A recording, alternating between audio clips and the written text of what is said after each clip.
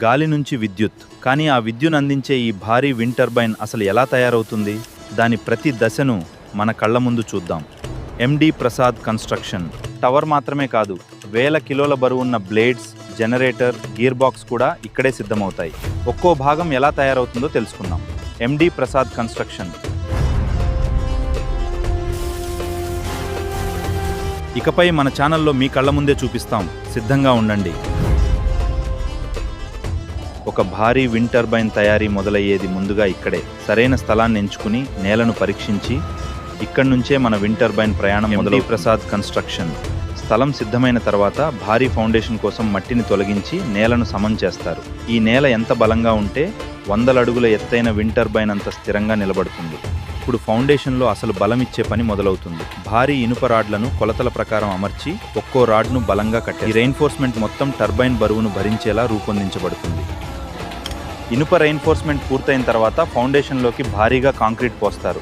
ఈ బలమైన పునాదే రాబోయే 100 అడుగుల విండ్ టర్బైన్ను స్థిరంగా నిలబెడుతుంది. ఫౌండేషన్ ఇప్పుడు బలంగా సిద్ధమైంది. కాంక్రీట్ పూర్తిగా గట్టిపడిన తర్వాత లెవెల్, యాంకర్ బోల్ట్స్ అన్ని పరీక్షిస్తారు. ఇప్పుడు ఈ భారీ పునాదిపై విండ్ టర్బైన్ టవర్ నిర్మాణం మొదలవుతుంది. ఫౌండేషన్ సిద్ధమైంది. ఇప్పుడు టవర్ వంతు. భారీ స్టీల్ ప్లేట్స్తో తయారైన టవర్ ప్రత్యేకంగా తయారు చేసి భారీ వాహనాలపై నిర్మాణ స్థలానికి తీసుకొస్తారు. టవర్ సెక్షన్స్ సైట్కు వచ్చిన తర్వాత వాటిని నేరుగా అమర్చరు. ముందుగా ప్రతి సెక్షన్లోని వెల్డింగ్స్, కొలతలు, స్టీల్ బలం అన్నీ నిపుణులు క్షుణ్ణంగా పరిశీలిస్తారు. తర్వాతే ఇన్స్టాలేషన్ మొదలవుతుంది. ఈ అన్ని పరీక్షలు పూర్తయ్యాయి. ఇప్పుడు మొదటి భారీ టవర్ సెక్షన్ను క్రేన్ సహాయంతో పైకెత్తి ఫౌండేషన్లోని యాంకర్ బోల్ట్ ఖచ్చితంగా అమర్చుతారు. ఇక్కడి నుంచే 100 అడుగుల టవర్ పైకి ఎదగడం మొదలవుతుంది. మొదటి టవర్ సెక్షన్ బిగించిన తర్వాత రెండో సెక్షన్ను క్రేన్తో పైకెత్తుతారు. 2 సెక్షన్స్ను బలమైన బోల్ట్స్తో ఖచ్చితంగా కలిపి బిగిస్తారు. ఇలా ఒక్కో సెక్షన్ జతకలుస్తూ టవర్ ఎత్తు పెరుగుతుంది. ఒక్కో టవర్ సెక్షన్ను పైకెత్తి బలంగా కలుపుతూ పోతారు. ప్రతి సెక్షన్ ఖచ్చితంగా ఒకే లైన్లో ఉండాలి. ఇలా దశలవారీగా 100 అడుగుల ఎత్తైన విండ్ టర్బైన్ టవర్ ఆకారం పూర్తవుతుంది. టవర్ దాదాపు సిద్ధమైంది. ఇప్పుడు దాని పైభాగంలో ఉండే అత్యంత ముఖ్యమైన నాసెల్ను అమర్చే సమయం. భారీ క్రేన్తో దాన్ని 100 అడుగుల ఎత్తుకు తీసుకెళ్లి టవర్పై ఖచ్చితంగా అమర్చుతారు. బయట కనిపించే నాసెల్లోనే విండ్ టర్బైన్కు ప్రాణం లాంటి యంత్రాలుంటాయి. ఇప్పుడు మనం దాని లోపలికి వెళ్దాం. గాలి నుంచి వచ్చే శక్తి ఎలా యంత్రాల ద్వారా విద్యుత్తుగా మారుతుందో ఇక్కడే అసలు కథ మొదలవుతుంది. గాలి ముందుగా బ్లేడ్స్ను తిప్పుతుంది. ఆ బ్లేడ్స్కు అనుసంధానమైన హబ్, దానితో కలిసిన మెయిన్ షాఫ్ట్ కూడా తిరుగుతుంది. గాలి శక్తిని యంత్రాల లోపలికి తీసుకెళ్లేది ఈ తిరిగే షాఫ్ట్నే.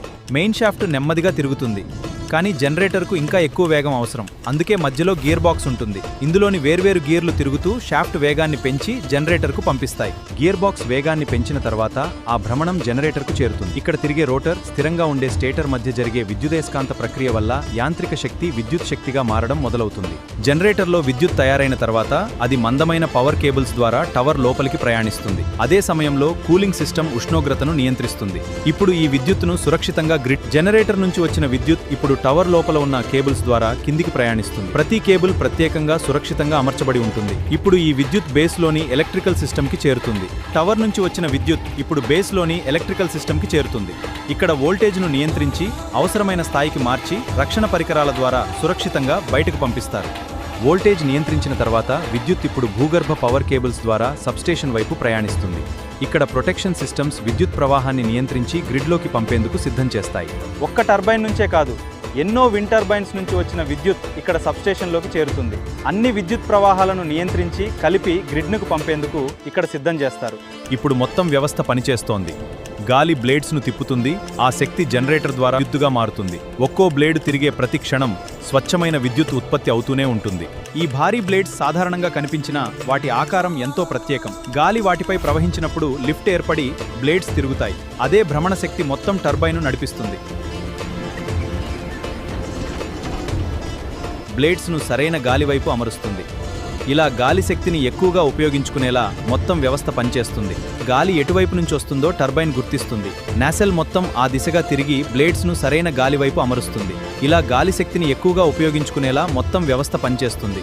గాలి వేగం ఎప్పుడూ ఒకేలా ఉండదు. అందుకే టర్బైన్ తన బ్లేడ్స్ కోణాన్ని ఆటోమేటిక్గా మార్చుకుంటుంది. గాలి ఎక్కువైనా తక్కువైనా సరైన వేగంతో తిరిగేలా కంట్రోల్ సిస్టమ్ నిరంతరం పర్యవేక్షిస్తుంది. టర్బైన్ తాను రక్షించుకుంటుంది. బ్లేడ్స్ కోణాన్ని మార్చి వేగాన్ని తగ్గిస్తుంది. అవసరమైతే బ్రేక్ సిస్టమ్ పనిచేసి టర్బైన్ను పూర్తిగా ఆపుతుంది. భద్రతే మొదటి ప్రాధాన్యత. ప్రతి టర్బైన్ పనితీరును కంట్రోల్ సెంటర్ నుంచి నిరంతరం గమనిస్తారు. Wind speed, temperature, rotor speed, power output వంటి వివరాలన్నీ ఎప్పటికప్పుడు పరిశీలిస్తారు. ఏ చిన్న సమస్య వచ్చినా వెంటనే గుర్తిస్తారు. చివరగా మొత్తం టర్బైన్ను మరోసారి పరీక్షిస్తారు. Tower, blades, electrical connection, safety systems అన్నీ సరిగ్గా ఉన్నాయో నిర్ధారిస్తారు. ప్రతి పరీక్ష విజయవంతమైన తర్వాతే ఒక్క టర్బైన్ కాదు, ఎన్నో టర్బైన్స్ కలిసి ఒక భారీ విండ్ ఫామ్గా పనిచేస్తాయి. గాలి నుంచి పుట్టిన ఈ స్వచ్ఛమైన విద్యుత్ గ్రిడ్లోకి చేరి వేల ఇళ్లకు వెలుగునందిస్తుంది. మట్టిలో మొదలైన ఈ ప్రయాణం వందల అడుగుల టవర్గా ఎదిగి గాలి శక్తిని విద్యుత్తుగా మార్చింది. ఇదే ఒక విండ్ టర్బైన్ పూర్తి ప్రయాణం. ఇలాంటి అద్భుతమైన నిర్మాణాల